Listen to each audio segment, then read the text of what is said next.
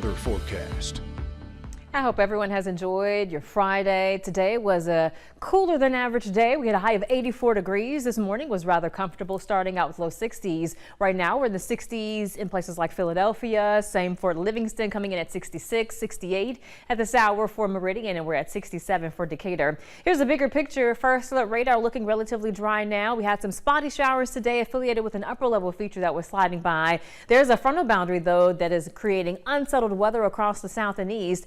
And sadly, they're going to have to deal with the potential for some flash flooding affiliated with this alone. And then there could be what may turn into Imelda that could bring more rain. So flooding is going to be a big concern for the southeastern seaboard as we head into next week, depending on what is now potential tropical cyclone number 9 does. So here's a look at it here, bringing some squally weather across places like Cuba, the Turks and Caicos. Again, there are tropical alerts in place for parts of the Bahamas. As far as the latest information on it, it has max sustained winds of 35 miles per hour. Again, it is non-tropical. That's why it's called potential tropical cyclone number 9.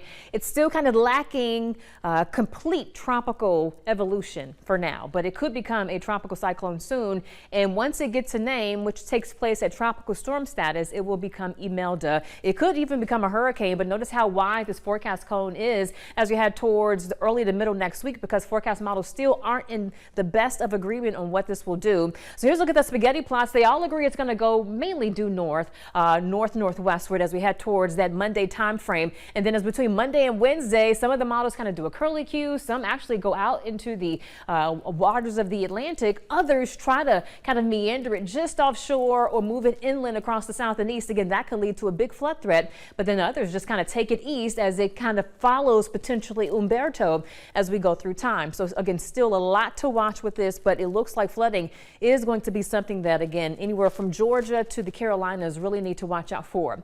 Look at Umberto, category 4 hurricane, well-defined eye. It could even strengthen further. Max sustained winds of 145 is currently moving west. It could become a category 5 hurricane over the next 24 hours, eventually kind of turning towards the north and east. But as it does that swing, we'll see if it'll interact with what could become Imelda. Nonetheless, though, locally, gorgeous weather expected for the weekend. So make some plans. Looking at temperatures into the upper 80s as we go through time this weekend. Morning temperatures would be near 60, so very comfortable.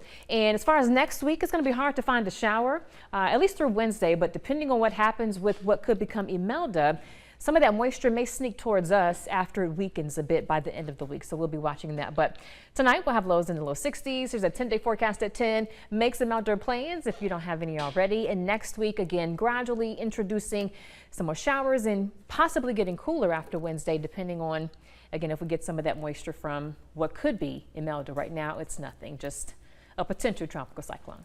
All right, this weekend it looks great. Yeah, so if gorgeous. you want to go to any of the things that I kind of mentioned earlier, then you can. The weather allows it.